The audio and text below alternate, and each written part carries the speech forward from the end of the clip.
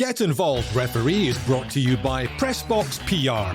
Pressbox PR puts your brand on the map. From a chat over a pint to the headline of a website, Pressbox PR takes your brand and gives it the recognition that it deserves. With a proven track record with multiple clients, you'll be able to see your press go beyond the box with Pressbox PR. Check out pressboxpr.co.uk for more information.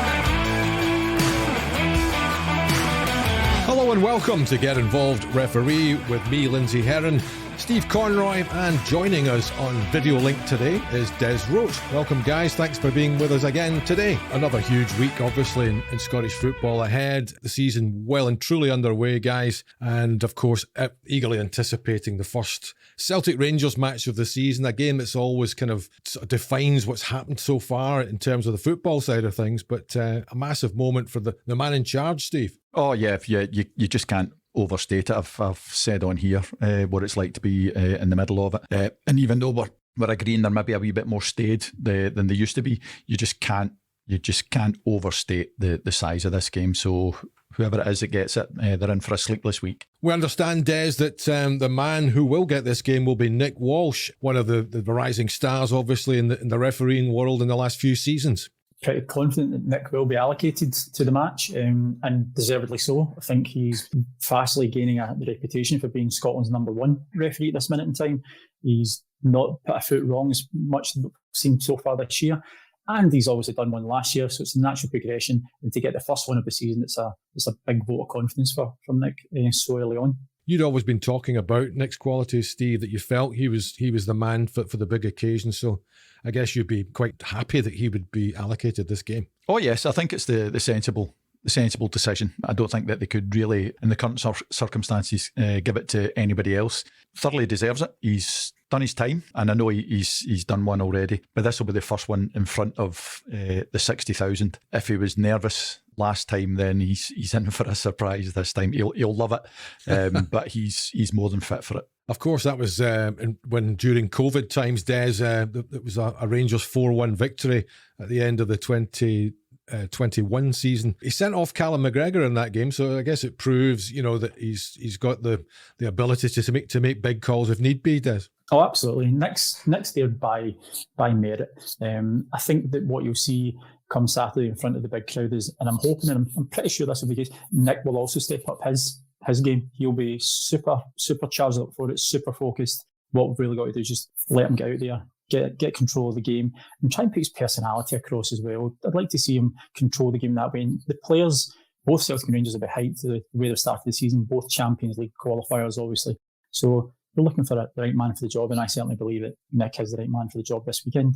Just looking at last year's matches, Steve, like you just said, that there weren't too many explosive moments in the five derbies that actually took place as the two sides also met in the Scottish Cup. Yeah, normally you could rhyme off the incidents one after the other, but really struggling to think of anything of any significance. Although I do keep saying, we give credit to both sets of management, but you also give credit to all the officials that done it as well. I'm going to use my old phrase, my mother could make a game difficult, but the guys managed to control it, handle all the games very well.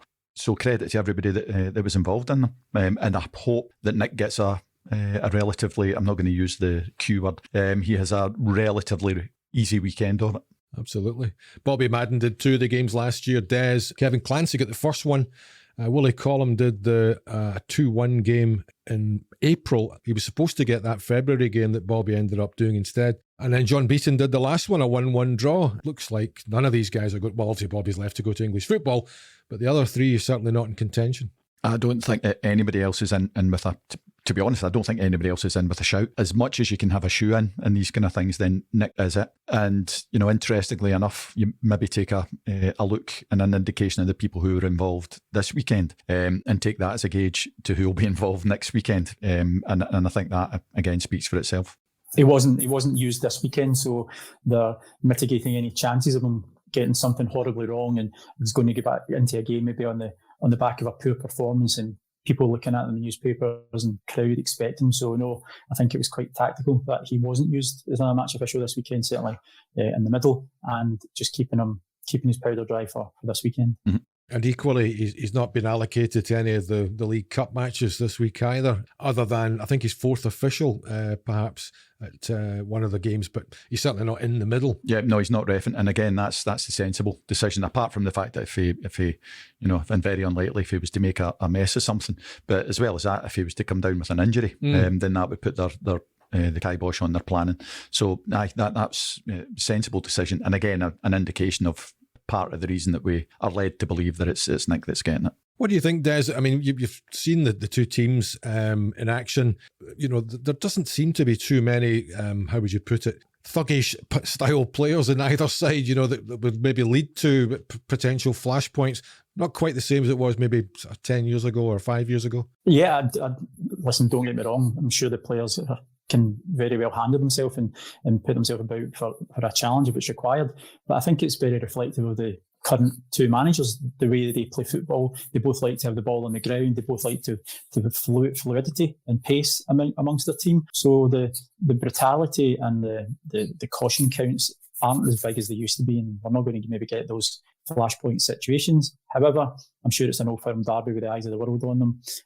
Both, obviously, Van Bronckhorst being an ex-Rangers player, he'll know exactly what it means to the fans. And Ange Postecoglou, obviously, having the game at home and being the current champions, they're not going to want to let anything drop in that game. So I expect it to be very competitive, but hopefully not. And hopefully it's not jinxing it. I don't think it's going to be a blood and thunder game. Hopefully. It's going to be 3 reds now and a police inquiry. Well, we've been not bad at predicting up to now, so hopefully that the hex hasn't been put on it there now. So I'll give my apologies to Nick in advance.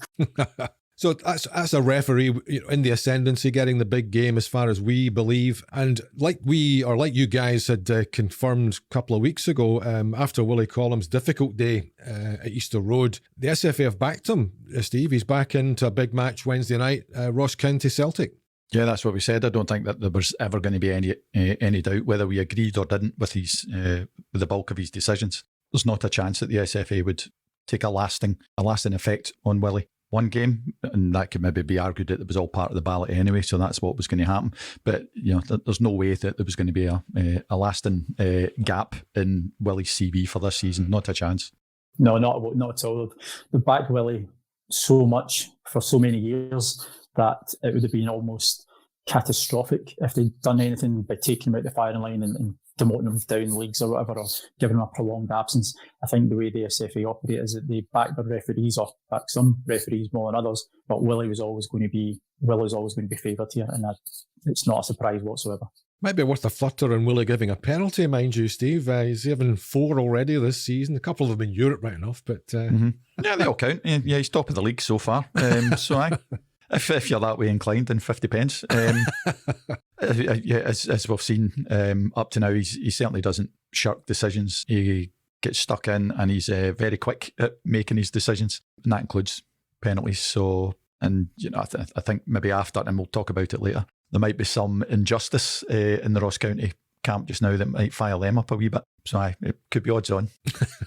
I don't think Willie's performance in the previous match we're talking about, the Rangers and Hibs, I don't think any feedback that he received from that will change his game in any way, shape or form. It's never changed. He's always been that way, and it'll be that way until he finishes. So I think it'll always maybe court a little bit of controversy and inquiry. Well, you've teed it up nicely, Steve, and the big talking point of the weekend was in the Rangers-Ross County game. The game's goalless, 17 minutes in. James Sands already been booked, holding back or impeding Jordi Hewula. And then he did it again, even worse perhaps than the first one, and Don Robertson let it go. I don't understand, and I'm always trying to mitigate, but I can't for Don on this occasion. And I used to be at the same training area as Don, so I was always friendly with Don, so it's not said easily. But no, he got that one completely wrong. He was in good position. All right, maybe a bit distance, but he had an unimpeded view of what was going on.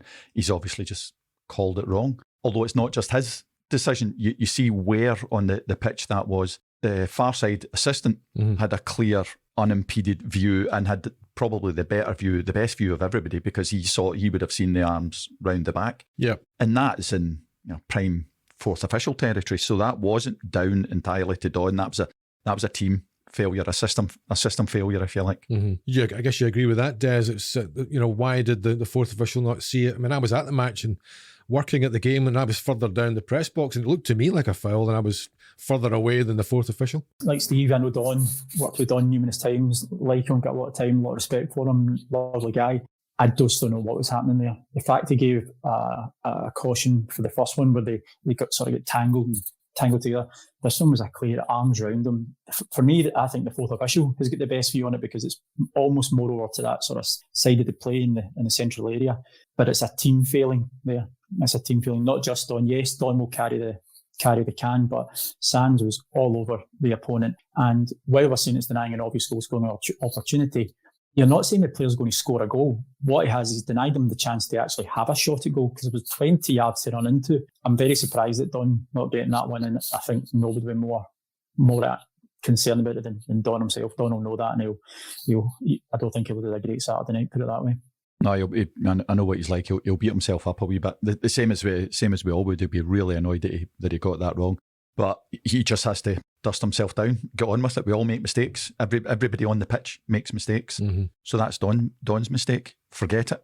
Move on. Can't change it. And there's absolutely no point in beating himself up over it. So move on. And if you can't influence something, then don't worry about it. You can't influence it, done. Next game. Yeah, exactly. And that's one, Des, though, that VAR would be in right away. Quick shout down the year. Don, your man's definitely pulled him back there. Without a shadow of a doubt. I agree. I think it's, there's an argument, if it's not going to be a red card for denying an obvious goal scoring opportunity, it's certainly a second yellow. The VAR's not going to get involved for a caution. But that's going to be a review to say, as you've said, Don, that's a red card. Mm-hmm. That's potentially a red card. Have a look at that. Yeah, nobody would have complained. No. Nobody would have complained. Not a word. So Ross County went into that game without two of the most important players, and that's because they were retrospectively banned by the SFA, something the two of you had called for. So I guess credit where credit's due. The compliance officer finally came out from wherever he was and issued the letters of complaint. Yeah, he's obviously back on form as the compliance officer. And on this occasion, yeah, the two of them were bang on. I think there might have been some other conversations if the compliance officer hadn't intervened in that occasion. But no, bang on. And the two culprits got their just desserts. Yeah, I'm talking about Ross Callaghan, obviously, Jack Baldwin, Des, who were both, but we've discussed their meaty challenges last week. So justice has been done then, I guess, in your view. Oh, absolutely. We called it right at the time. We said that both should have been red cards. The Callaghan one, for me, it was just, I said it was assault. It was absolutely horrific. And then Baldwin going over the top of the ball. And the best thing that came from it, okay, they've got their retrospective punishment, and quite rightly so, but the best thing that came from it is none of the commandant players were seriously injured, because those were two very, very, very severe challenges, and they've seen people walk away for a long time with injuries like that. Yeah, they were both leg breakers, so it should have been done at the time, but yeah, done eventually anyway. But it's only that type of offence, Steve, that the compliance officer can get involved with, isn't it? Because some people are saying, well, why doesn't James Sands get retrospectively banned for his rugby tackle on Jordi Iwula? Yeah, absolutely. And it's just that, because these two were done for serious foul play, then the compliance officer will get involved. Mm-hmm. The second one, the Sands one, even though we've said what our opinion is, and it's pretty clear what it is, it's still an opinion. So Don could, if it depended, and I don't know what the observer said to him, if the observer's of the opinion that Don's missed a second yellow card, that's all he's missed. He's missed a booking. Nothing to do with the compliance officer. The fact that the second yellow would have meant a red card is irrelevant. It's not the compliance officer's territory. It's only violent conduct and that type of thing. Yep. Serious foul play. That's another one. What did you reckon on the performances in the other games then, Des? It was a pretty quiet weekend, wasn't it, overall? There was nothing really that stuck out as getting anything wrong. I mean, you're looking at Aberdeen. There was 4 yellow cards and a red card. Fitzwater's penalty, when he's received a pass out from his goalkeeper, he then brings the player down. He didn't complain. The first thing he done was he put his jersey over his head, knowing exactly what he'd done. So no complaints. Kankar, penalty in the second half. Again, he's took a chance. He's gambled. Kilmarnock, I don't even think there was any issues in the Kilmarnock highlights that I've seen. Celtic, okay, Stephen Fletcher, challenge on Joe Hart. Yeah. I think he was entitled to go for the ball. I don't think he was getting in there to hurt anyone. John Beaton had a decent game at Hearts St Johnstone. So nobody's, again, we're saying here to praise the referees. Of course we are. We've had a good weekend. Nobody's talking about them. The only one is the Sands one, and we've discussed them. We've explained our interpretation of why we thought it should be a red card. That's really the takings that I took from the weekend. Interesting you bring up the Hearts and Johnson game. Just a couple of questions from some of the listeners to the show. And JGD 1888, I wonder which team he or she supports, says, why were Hearts allowed 4 subs in 4 separate stoppages out with half-time? It's up to the team when they make their substitutions. I know it's different down south, but it's not up here. It's not a universal law thing. So make your subs when you want. It's up to you. Yeah, as far as I'm aware, it's not an instruction that our guys have been asked to carry out. It really is just an English instruction, as far as I'm aware. I don't think it's across the board in Europe either. That's what my interpretation is. So it's your team. You do what you want. Mm-hmm. Do you think it's something we should bring it up here? Should we have phases when you can use subs, or should it just be whenever you feel like? No, personally, it's whenever you feel like. Who can ever anticipate when somebody's going to get hurt? No, it's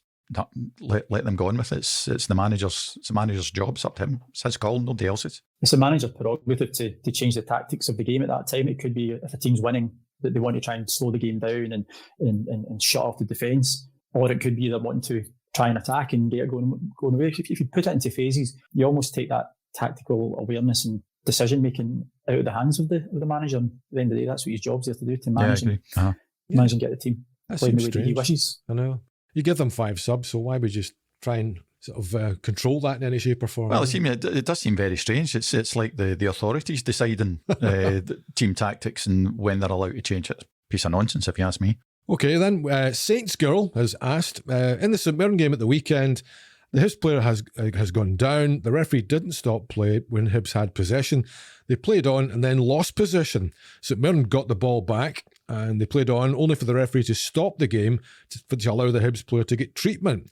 And it turns out that the Hibs player didn't sustain an injury at all. Well, very often, and speaking personally, I've stopped games and it turned out that the players weren't particularly injured. So, these things happen. But again, the whole point of stopping a game is if you think somebody has a significant injury. I was going to say serious, but very seldom is it serious. But we'll say a significant injury. Mm-hmm. So that's when you're meant to call a halt.